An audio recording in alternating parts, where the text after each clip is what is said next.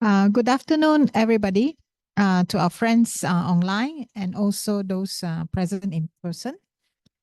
This afternoon, we are very lucky to have Dr. Patricia Ann Hardwick from the Department of Films and Performing Arts of Somewhere University. Dr. Patricia is a senior lecturer in the university, and her PhD is in folklore and ethnomusicology and anthropology from Indiana University, Bloomington. So this afternoon, she's going to discuss with us something, to me, very intriguing about were-tiger. In the Malay world, tigers and supernatural tiger spirits have long been described within the oral history, folk tales, and fables. She is going to share with us the role of the were-tiger and its links to history and healing in Mak Yong's tradition. We are going to see also some of the films that show the performances. For those who are not so sure, were-tiger is the tiger human transformed. Yeah. So without much ado, I will give the floor to Dr. Hardwick. Okay, thank you so much for having me here today. Thank you to MBRAS for inviting me. So the title of my talk today is Titih Hala, Exploring Human Tiger Entanglements in Malay Theater, Ritual, Song, and Film. And as was stated earlier by our moderator, in many Southeast Asian cultures, humans are recognized as enmeshed in a web of interdependent relationships with plants, animals, spirits, and even important features of the landscape. Quote, animals may fuse, refuse, and confuse nature cultural categories and ontologies, unquote, particularly in cultures that acknowledge a sense of continuity and kinship between animal, human, plant, and spiritual realms. Ancient lifeways that acknowledge a shared existence between human beings and animals are in the process of being lost at an incredible rate, in part due to the accelerating rate of mass extinction, which is brought on by deforestation and rapid climate change. While scientists scramble to conserve dwindling populations, writers and artists direct their attention to the other horn of this dilemma.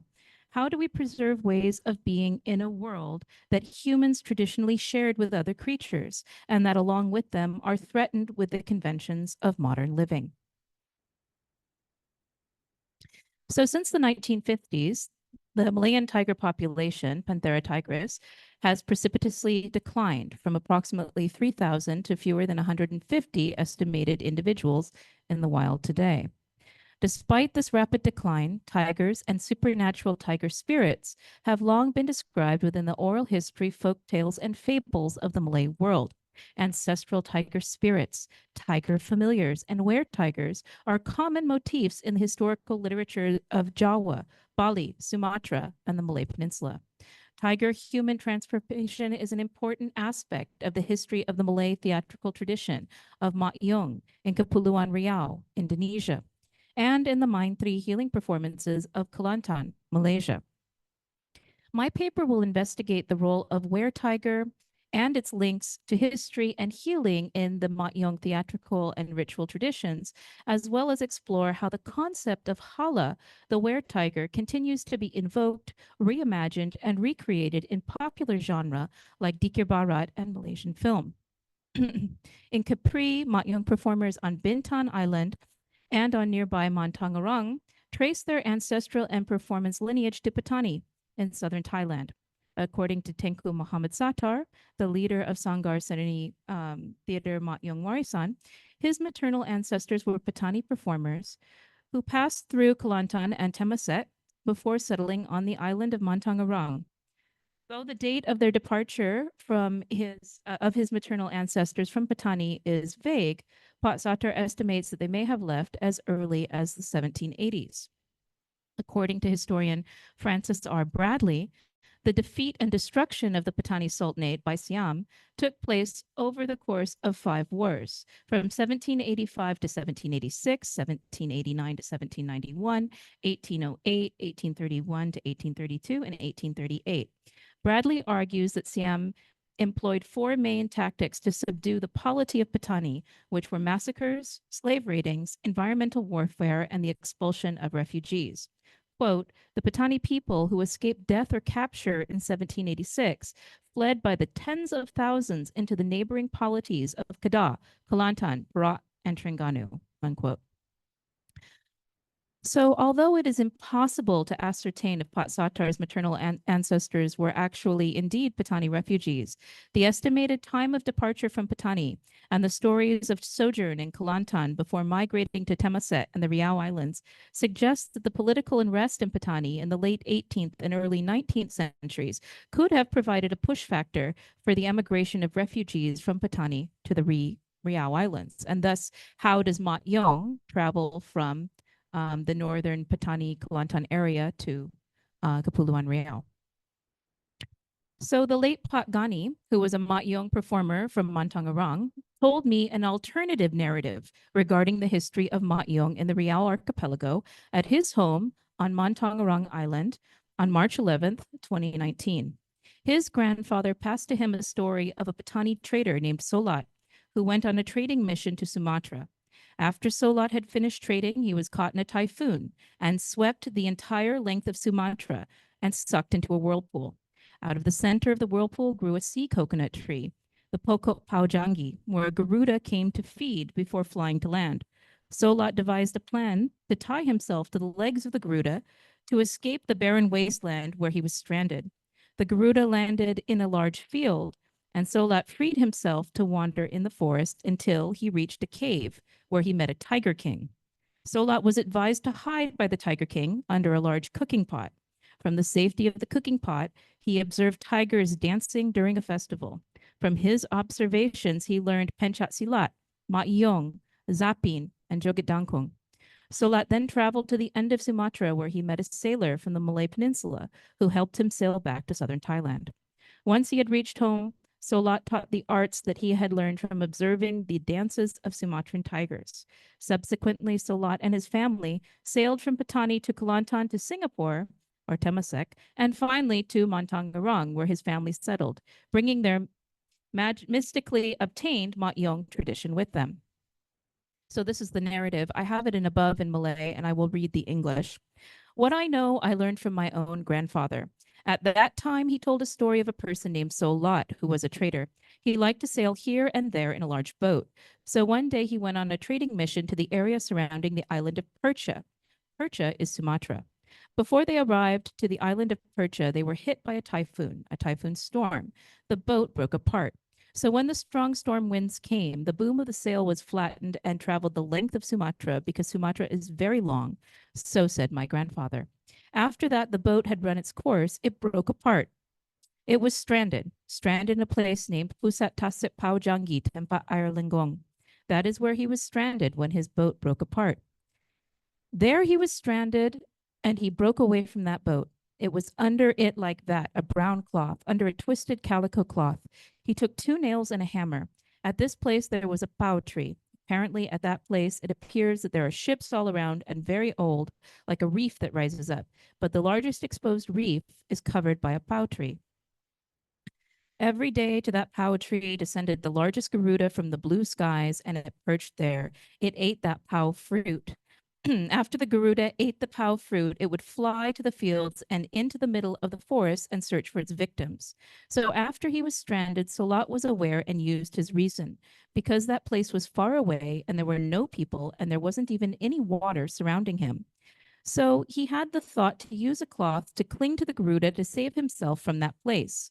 And when the Garuda was eating of that tree, he tied the cloth to carry him to each of the Garuda's legs here and there, and he entered into the middle.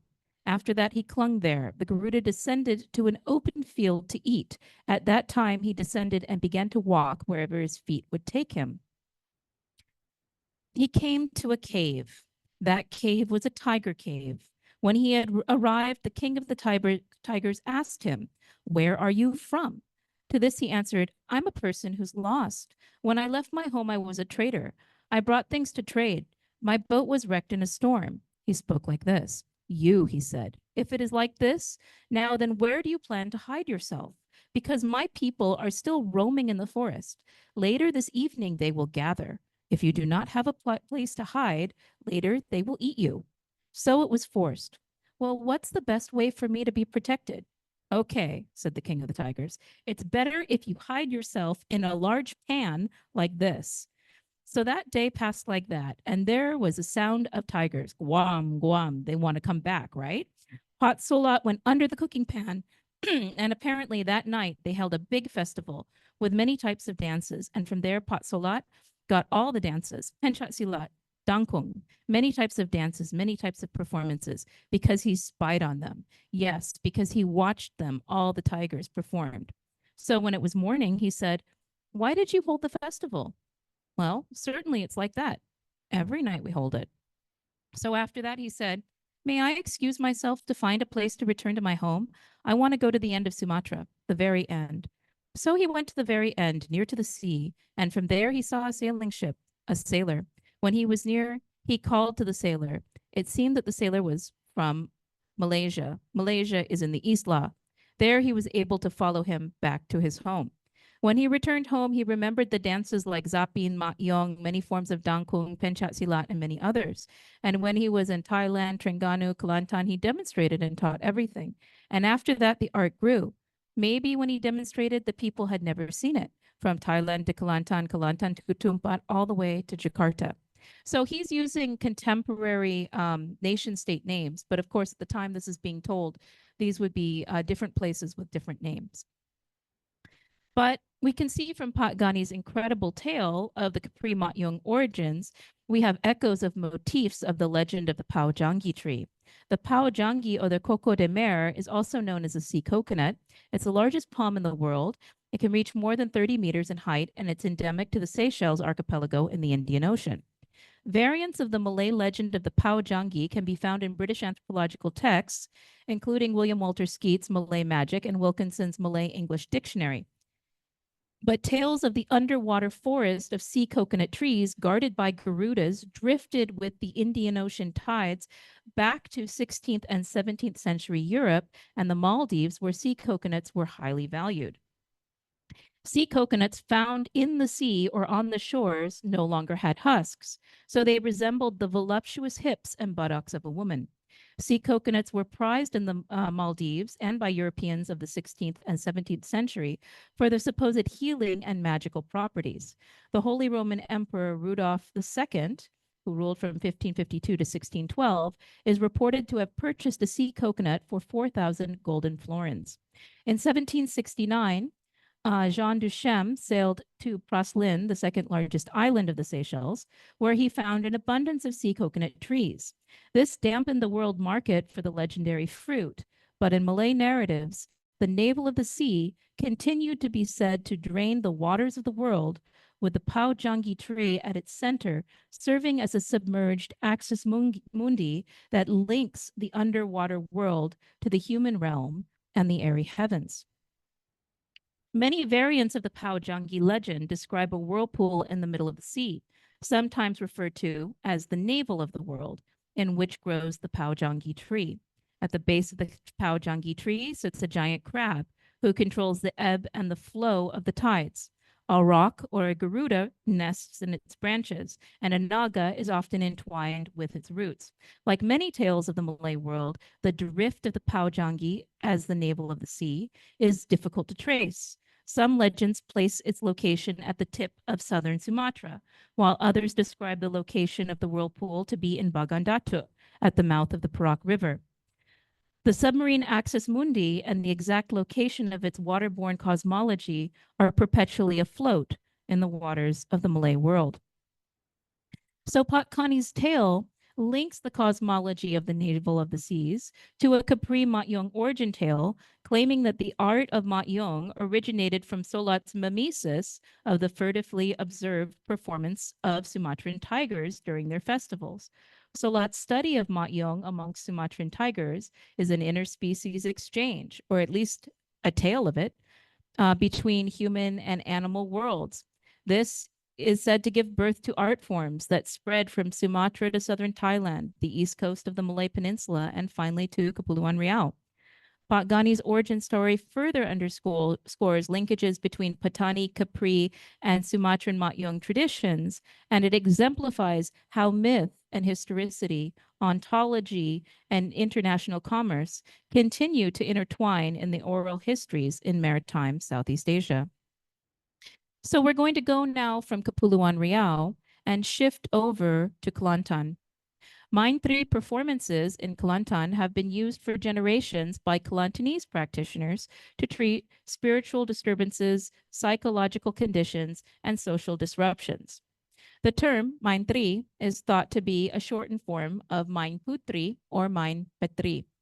So while some practitioners speculate that the term Mind Putri, to play the princess, may originate from tales that link the birth of the genre to the legendary Kelantanese princess Putri Sadong, other researchers and performers choose to emphasize the healing aspects of the performance, and they often interpret tri as a shortened form of the Kelantanese Malay word petri, meaning to solder. Associating Mind 3 with the metallurgy technique of soldering contributes to some practitioners' understanding of their art as a way to repair broken bodies and make whole fractured souls. Mind 3 currently coexists with Western medical practice in Kelantan. It's a complementary medical system based on traditional East Coast Malay understandings of the body. Mind 3 patients will seek Western medical care, sometimes first. Oftentimes, they turn to Mind 3 practitioners only if they find that the condition is unresponsive to or untreatable by Western medical practice. Kelantanese healers regard each individual human body as a miniature state, metaphorically referred to in Mind 3 as a royal palace, ruled over by an embattled sovereign, the human person a microcosm that reflects the social macrocosm, full of contending forces. Intrigued by the symbolic system at play in Mind 3, anthropologist Clive Kessler actually theorized that Mind 3 ritualized events were a form of political negotiation, as ritual specialists seemed to wage an internal battle for a patient's health through the use of political metaphor. Angin Hala, were-tiger wind, is a common affliction found in Malay communities that inhabit southern Thailand and the east coast of Malaysia, and it is treated through Mind 3 performances.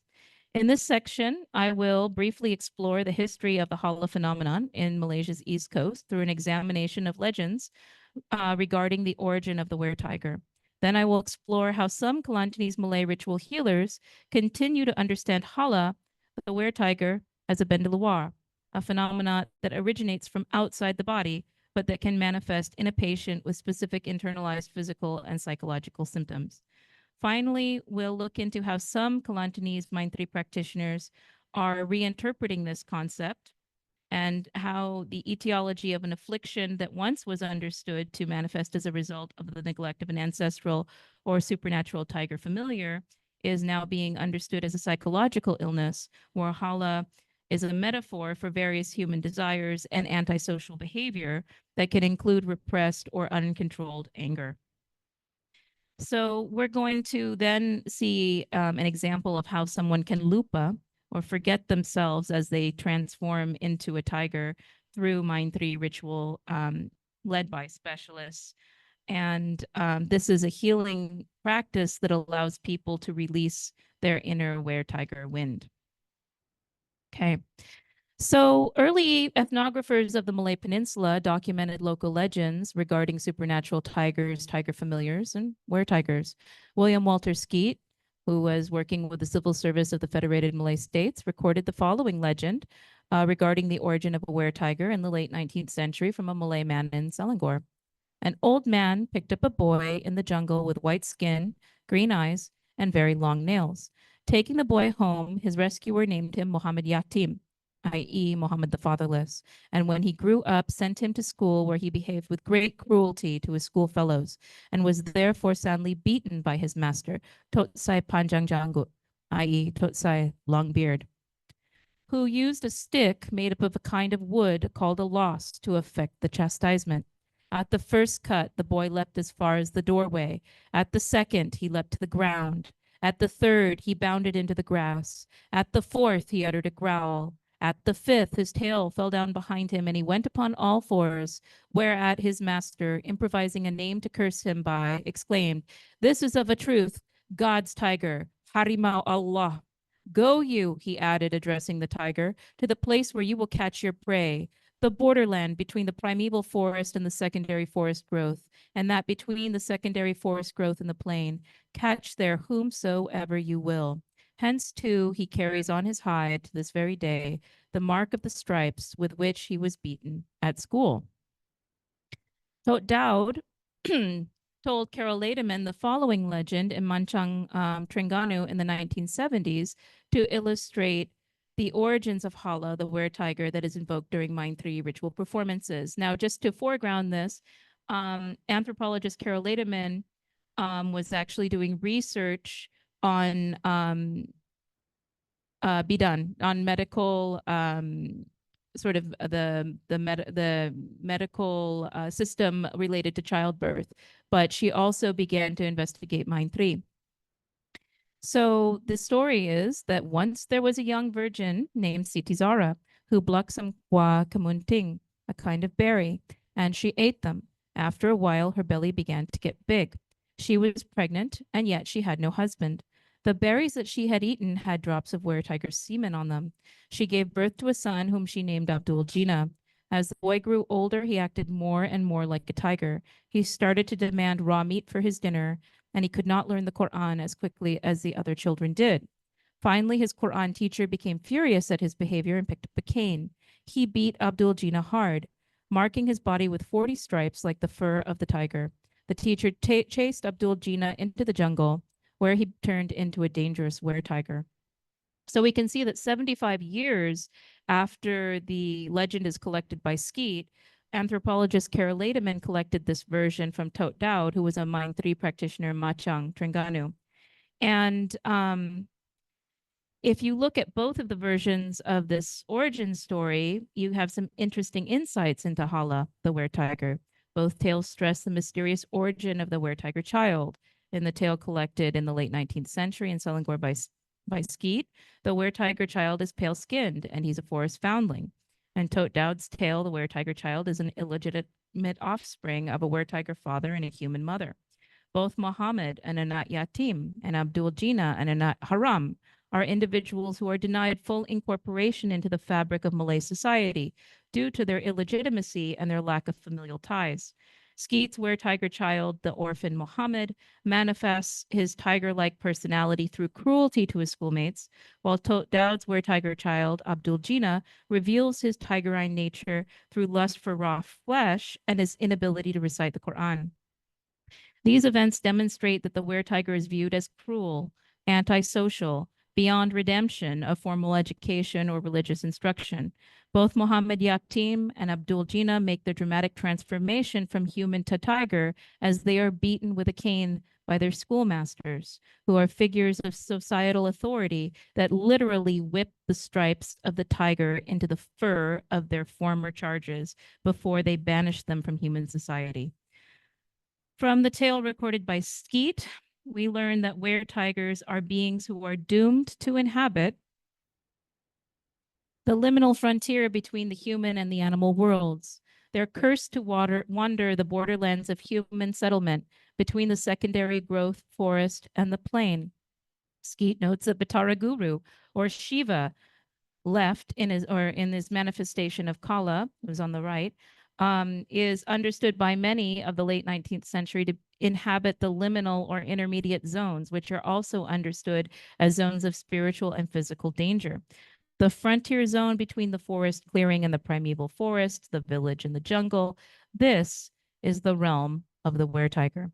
The expression used to refer to the beast that inhabits this realm between nature and culture, Skeet records as Grandsire Longclaws, which is a polite euphemism for the tiger.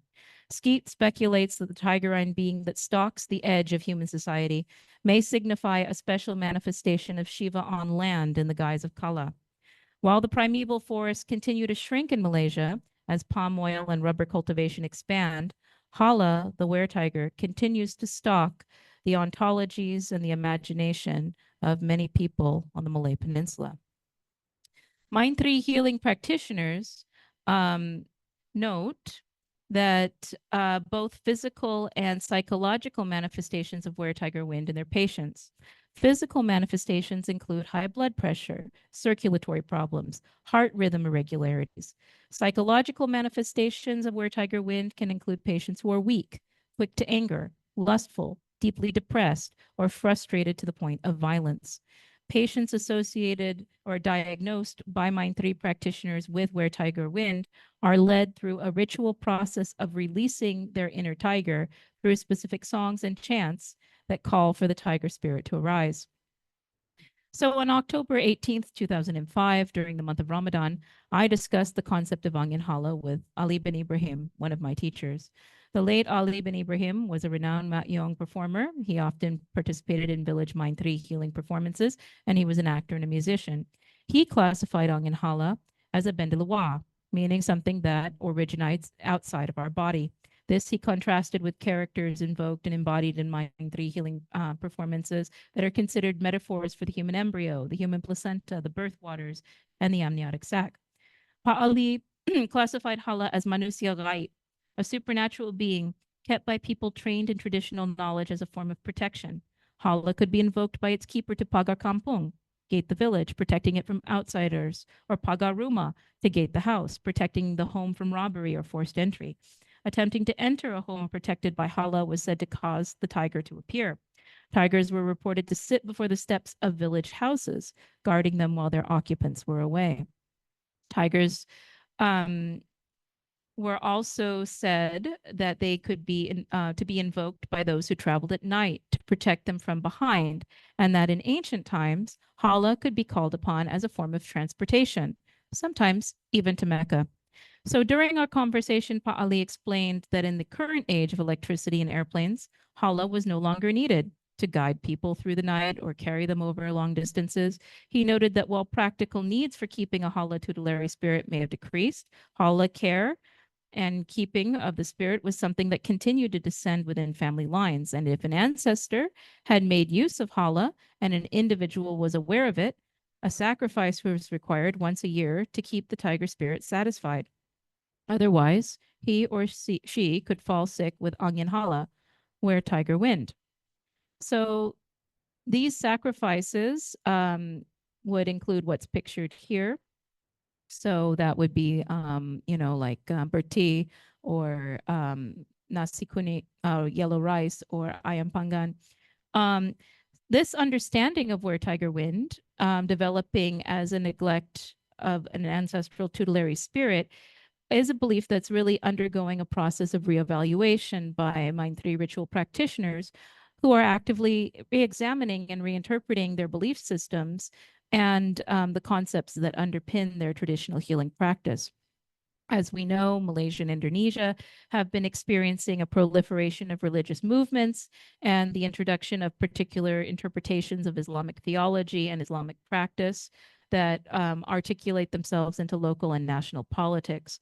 Part of this process of negotiation of traditional belief systems in response to changing perceptions of Islam in Southeast Asia involves reframing longstanding concepts of supernatural beings as agents of disease. So we're going to turn to an excerpt from an interview with an accomplished rebabist and Tot Mindu, Omar bin Awang, or Che Amat.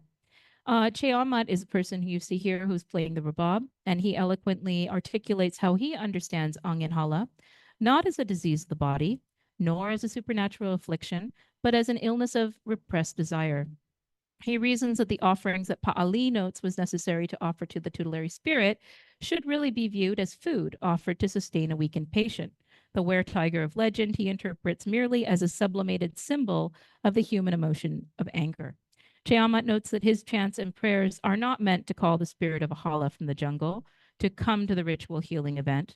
Rather, his words and actions are addressed to the Hala, the anger and the frustration that reside within a patient, to arise and be released through a ritual catharsis.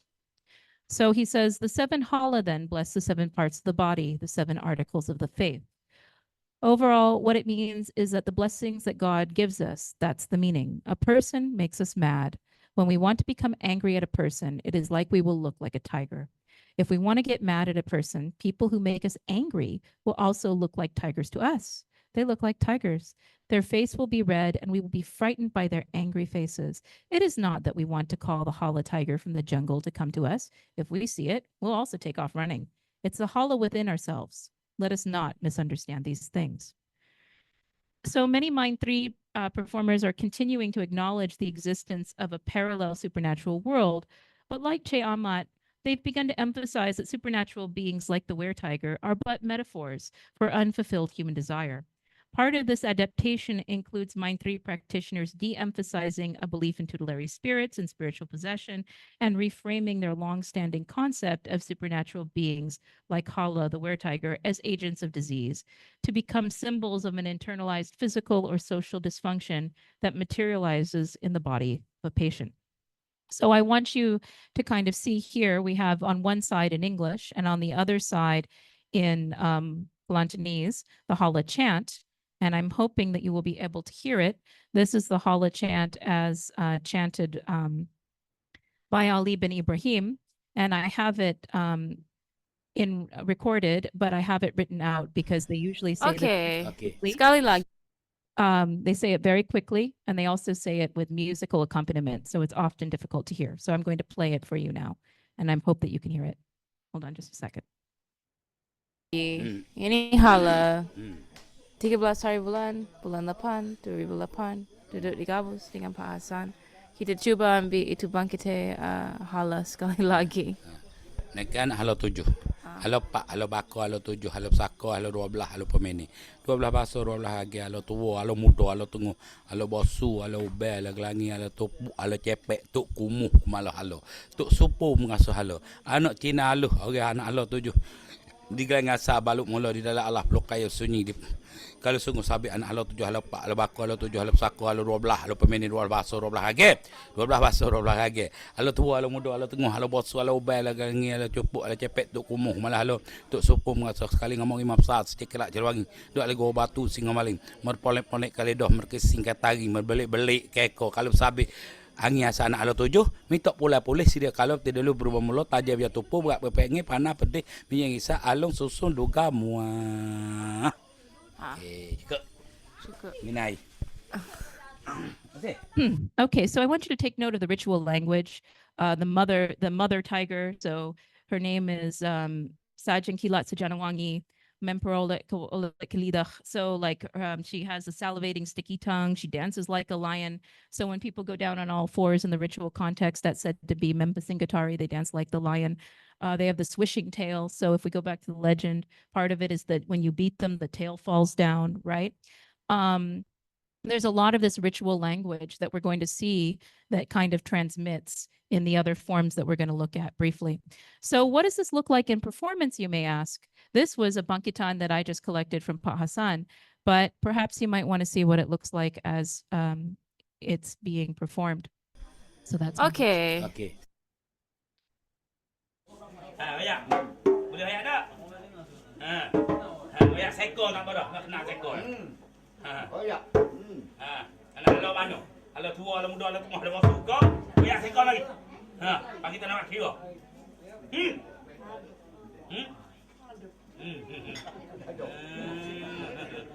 So wants to buat kira bicara. So they're going to have this. Ada anu ni. He's asking, does she have onion? They're going to have this chant coming from multiple directions. Oh, ni begini adik tu. Nama ni tubuh nama pada belah.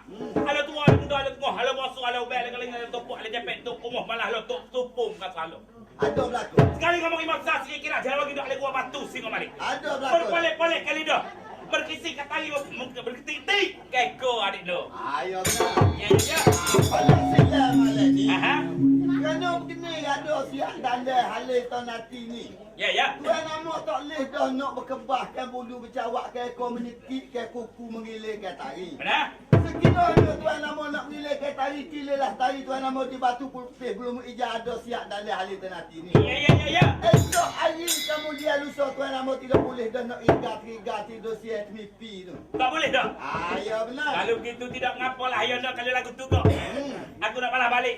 Tuan Amok kena balas balik di kali asal di baluk mula semel lah pok-pok akak teh halo 40. Ya, ya. Sila Tuan Amok.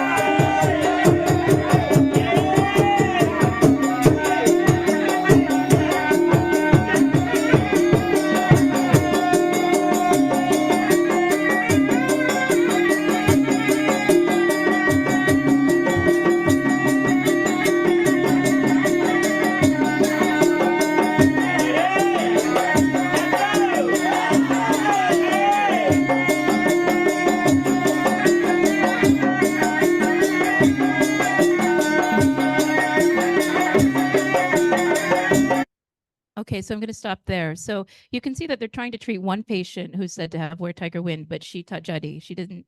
But this is actually a family member, female family member, because you have to remember this is angin sako, angin bako. It's the wind that descends within lineages. So the performance actually raised up the wind of another family member, who I believe is a sister, who came down from the Sarambi, from the veranda, and she actually became sort of a were tiger. So that's not unusual in these Mind 3 healing performances. So I'm going to kind of continue on. This is our Mind 3 section, but I want you to take note of the ritual language and some elements of the performance that get carried on into other forms of performance. So while Mind 3 and Ma'yong have faced nearly 3 decades of prohibition and attenuation by PAS and Kelantan, Dikir Barat performances by young men continue unabated in the Kelantanese villages. Dikir Barat is a form of choral singing. It originally rose from zikir, which was a repetition of the names of Allah in collective communal prayer. Current performances of Dikir Barat are led by a Tukang Karut, or a song leader, who sings the initial chorus. That is repeated in a call and response pattern by a group of young men, or awa-awa, who sit in a circle, and they energetically synchronize their movements and their clapping to embody poetic phrases sung by the Tukang Karut. Oh, only 2 minutes. Okay. Well, the Dikir Barat song Titih Hala, that was sung by Nasran, combines genres of Dikir Barat and Maintri to create Dikir in a form of Dikir Barat used by some in place of a full Maintri ritual healing to sagar angin, or heal internal wind. Titih Hala references Maintri in its melodious singing, poetic ritual language, use of the surunai, interlocking gendang drumming patterns, and these are used to signal lupa or trance in Maintri, as we saw earlier. So I have here lyrics of the Titih Hala song from Kelantanese into English, and I'll just describe them. But they describe in these lyrics the descent of a were-tiger spirit from the hills, its country, to take part in a one-day, one-night healing event. The lyrics then address the patient, noting that a lullaby is being sung by the healer to awaken the were-tiger wind of the patient from slumber. The lyrics then describe the old one, the original one, who awaits dawn in the river. This may be a reference or an allusion to the crocodile who, upon entering the hall of the home, a metaphor in Maintri for the body of a patient, becomes a tiger. The crocodile and the tiger are symbols of liminality and danger as they reside in the secondary forest and the intertidal wetlands, and they represent a powerful and potential deadly concealed force that can strike human beings without warning. Crocodiles and tigers are often associated with ancestors who are said to transform into these animals when they leave their human forms behind. In Kelantanese legends, powerful Totenora are said not to die, but they become buaya putih, or white crocodiles. And in Putri Timung Muda, a tale performed both in the Nora Melayu and the Matyong theatrical traditions, one of the main characters transforms into a white crocodile. Timur indigenous people of Kelantan also call their healers Hala. Hala are understood to have the power to turn into tigers, both in life and when they die and become ancestral figures. So the Titih Hala lyrics describe the crocodile to tiger transformation. Note that the patient has not become just any tiger, but the great tiger that was mentioned in our Bangkitan, Sergeant Fragrant Lightning. The verses also talk about feeding people roasted chicken and glutinous yellow saffron rice, which is in the ritual form. And then they address beings that live in the village and beings in the hills, which are metaphor for unseen spiritual entities understood to inhabit these spaces. So the last two lyrics allude to releasing the patient from were-tiger wind. And the Tukang Karut actually sends greeting for the patient who's bathed in sweat from their exertions as the great tiger Sergeant Fragrant Lightning. So that which is sprouted from the patient during the healing event is cast away, the sharp becomes dull, that which is hot is cooled through sweat, and the Tukang Karut Nasran requests that the spirit of the were-tiger return back to the liminal realm of twilight. So I don't know that I have much time to play this, maybe just a few. Can I just give them a sound of what it sounds like? And then we can get quickly to the film and I'll wrap up. So this is actually a homemade video that I used to be able to buy in Kota Baru on VCD form, but it's now on the internet. So you just type in Titih Hala and you'll find it.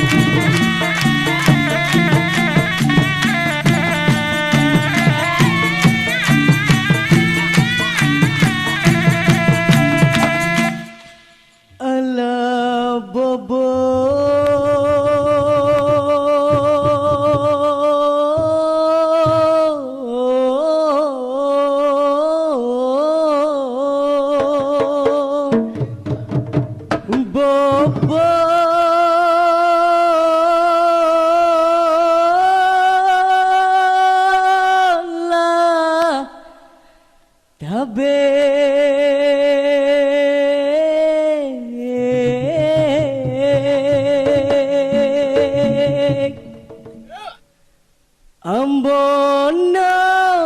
bake Titih Hala asa di bukit kelek bukit asa negara naik negara awewe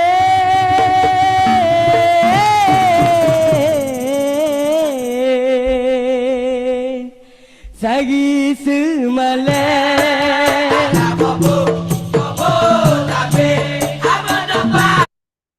Okay, so we could be here a day and a night listening to this, but I might just go really quickly to the part where we turn into a tiger. So, okay, so we're gonna go real quickly.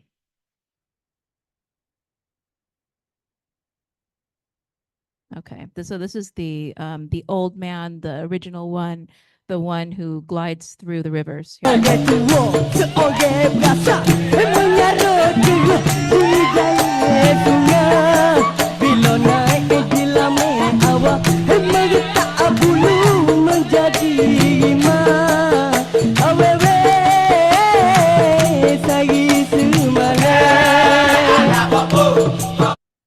You can see that they're incorporating elements from Mind 3. We actually have somebody who's probably a Tot 3, and you can tell that by the kain that's over on his chest, who's actually going into kind of like a Hala trance, right? And so these performances actually include performers who take on the dramatic role of Tot 3 and patient, who undergoes an enactment of a ritual, quote unquote, healing embodiment, embodying actions described in the song. And Mind 3 healing rituals to release the were-tiger are encapsulated and referenced in Titih Hala, which in turn has become a musical reference that continues to inspire new generations of Malaysian artists who explore their fascination with the were-tiger and these boundaries of human-animal entanglements in Malaysia, albeit through Dikir Barat. So very quickly, I want to move on to our most recent tiger iteration, and that's Tiger Stripes, which is a Malay language horror film that was produced in 2023, written and directed by Amanda Nell Yu. Tiger Stripes won the Critics' Week Grand Prize at the 2023 Cannes Film Festival, and the film features the 12-year-old Malay girl Zafan. Zafan is portrayed as a non-conforming schoolgirl who removes her uniform headscarf to film TikTok dances in the school toilet with her friends during class time. Zafan is soon disturbed by the physical changes to her body as she undergoes the process of puberty, as she is first in her peer group to get her period. Her friends notice that she's beginning to wear a bra and that she's been excluded from Muslim prayers by the school ustaza during her menses. Horror begins to overtake Zafan when she discovers that her fingernails and her toenails are dropping off as she grows claws. Her body is covered with purple bruises. Whiskers grow on her face and she begins to go bald. Zafan is ashamed and she continues to hide her physical changes from her mother, teachers, and friends with more and more layers of modest clothing, donning gloves and refusing to remove her headscarf, even when she sleeps. Zafan's physical changes mean that she's increasingly isolated from her peers, Miriam and Farah.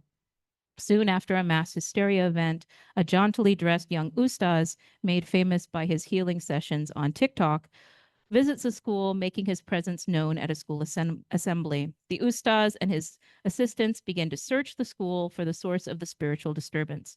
Zafan is identified as the cause of the school's mass hysteria, and a communal healing event is organized in a village home. During the healing session, the ustaz sprays water in her face with a spray bottle and tries to verbally goad her into anger so that her inner tiger emerges.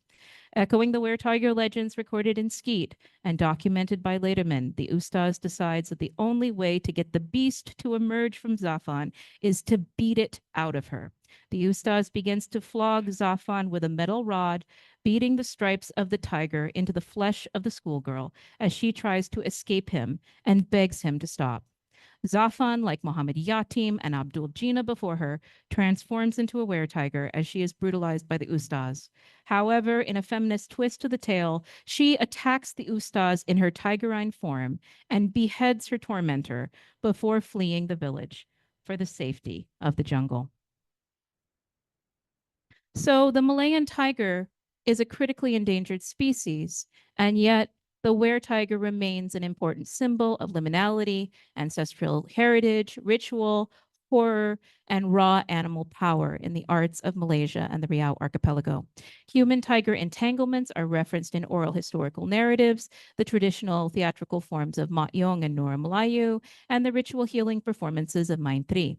However, the Malaysian fascination with the conflation of nature and culture, the animal and the human, is not just confined to traditional dramatic forms and esoteric healing ritual.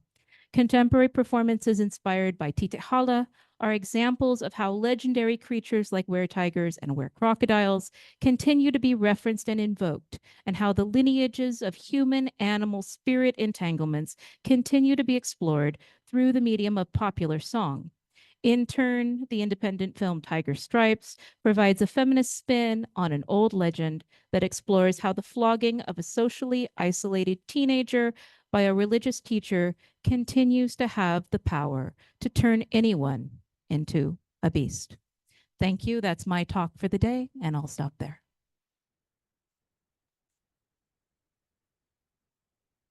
Thank you very much, Dr. Hardwick, for a very interesting sharing of the Malay world, part of the Malay world.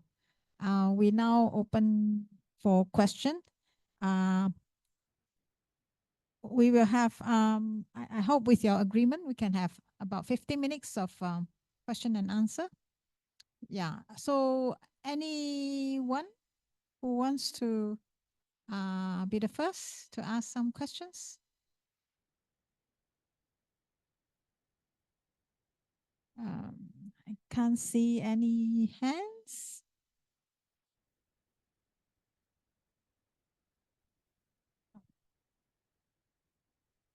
Thank you. Is it on? Oh, is it on? Oh, yeah. Thank you so much, Pat, for the wonderful presentation. So I saw the what you've put on the sort of like the karaoke version of sort of like the DK Barat form, but how often do people actually re-listen to that? Do they get into trance listening to that in the kampong in terms of that? So I'm really curious in terms of, you know, what happens when you re-listen to a recording of, you know, a trance ritual.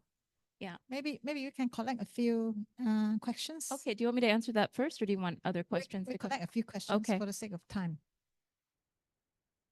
But I can very quickly answer that one, actually. So yes, Titih Hala is still performed. And when I showed this to my students at University Pendidikan Sultan Idris, some of them were singing along and dancing. They know this song. This song is still performed in Kelantanese villages. They still do it. And yes, the point is naik angin, you know, you mine angin, right? But it's like compressing the angin hala into a 5-minute thing rather than, you know, Sahari to Malay, rather than one whole day or night from Ishat to Subuh, you can do it in 5 minutes. And there at Aswara, there was a young person in my class who had actually choreographed a full Maintri kind of ritual event to Titih Hala. So it's a song that came out probably in the early 2000s as Dikir 3.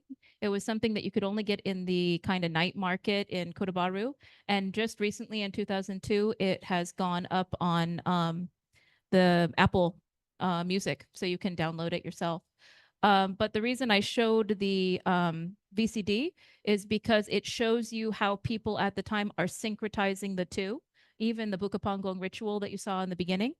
And it's something that's being made by the practitioners themselves. It's not my film. It's their film for, you know, distribution. So definitely, it's still performed. And people will dance with it. Yeah. Thank you. The fascination with the tiger, with the Malay society? Because I think your video and your pictures is mostly like in Kelantan.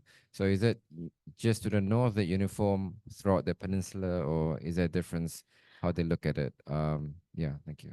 I would say, okay, so I actually took an example in the beginning, was from Kepulauan Riau, and they talk about the tigers in Sumatra, and there are groups in Sumatra that are said to be were-tiger peoples, and you know that's still very much believed. In Kerinci were said to be were-tiger peoples. The Talang Mamat were said to be were-tiger peoples. There's still, when I went to a Talang Mamat folk festival in Sumatra, people were very careful not to offend anyone. And there were lots of people saying certain things like, don't pick up this type of person, it could be dangerous. There were stories about tigers as protectors of the forest. So tigers who would make it out to illegal logging locations and trash the place before the Indonesian government officials could get there. So this idea of the human-tiger relationship is very much in Sumatra. We have it in Kelantan. We have it in many Orang Asli traditions where they believe their shaman can transform from human to tiger. We have it in Maintri in Kelantan, but I think it's something found throughout the peninsula. I know that there's a macan phenomena in Jawa, but I haven't gone too terribly into it, but I know that there are stories of kiai who travel on tigers, right? So in terms of the Philippines, I was just there. Didn't hear any stories of were tigers. I don't think that the tiger is an endemic species. So I don't think there's a lot of stories of people becoming eagles or, you know, communicating with like binaong or sea eagles, right? But not tigers. So that's for the peninsula, and for Sumatra, I can say that there's definitely a very strong belief in this, as well as in, we know from the literature in China, as well as in India. Not sure.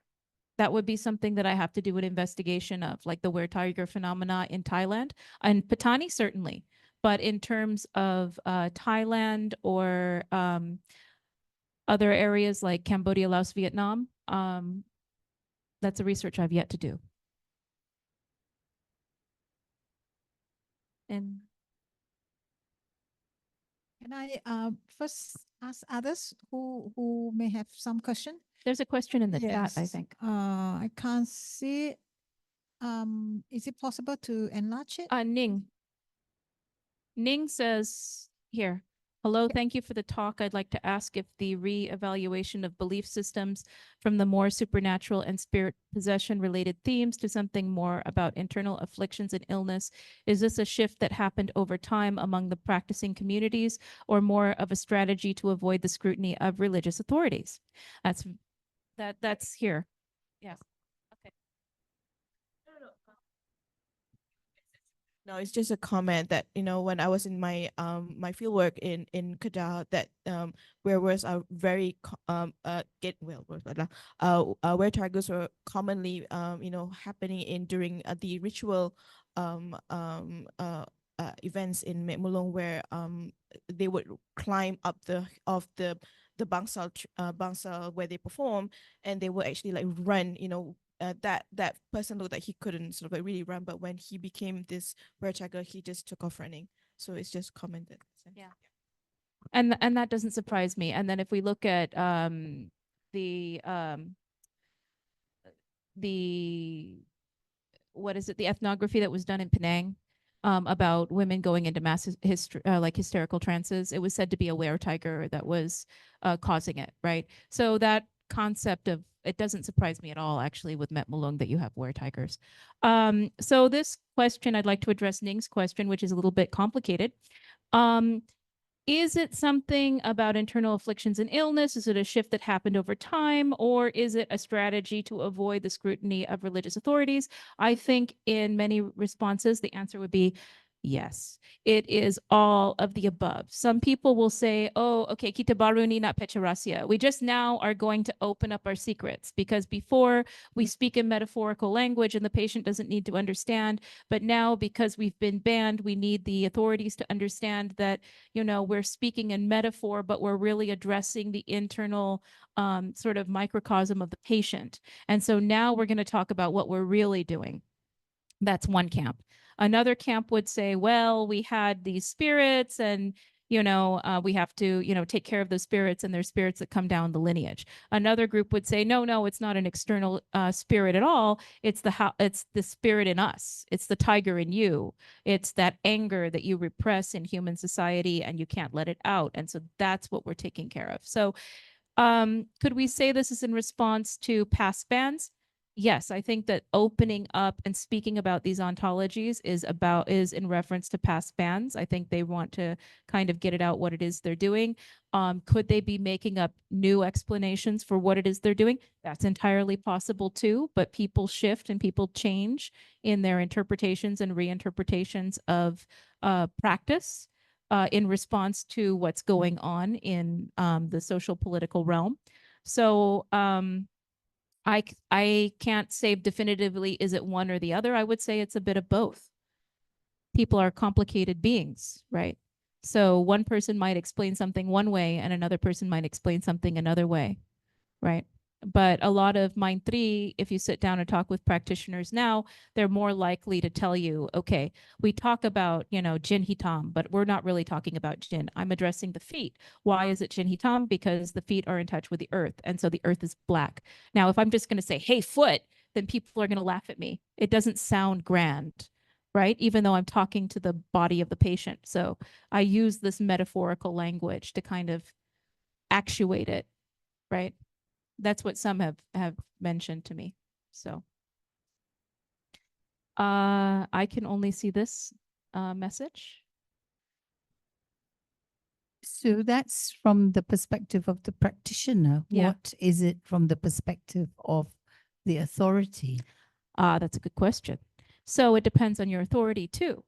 So if we're going to the authorities now, maybe they have a different perspective, but you know, past authorities, when they sit down and they talk with traditional practitioners, you know, they were like, oh, okay, like Tok Guru, he would sit down and talk with Tok Tri, and they'd be like, well, you know, these are patients, they're going to the doctor, but whatever they do at the doctor can't take care of them. So we're trying to do what we can out of pity.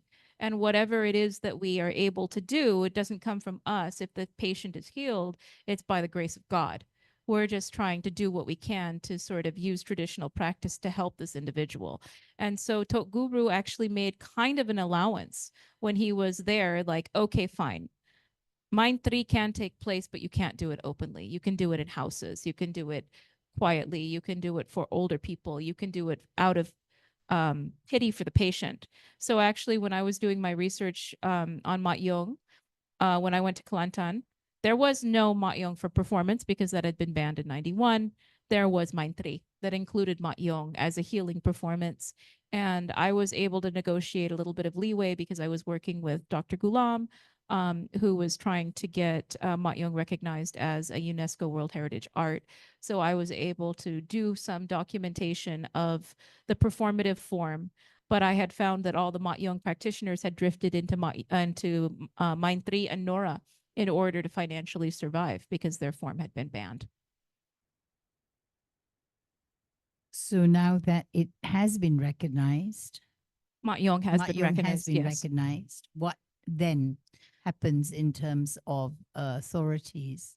That's because you have, again, the conflicts between certain groups and thinking processes, but also then there is the glamour of the UNESCO prize, so to speak. Yeah.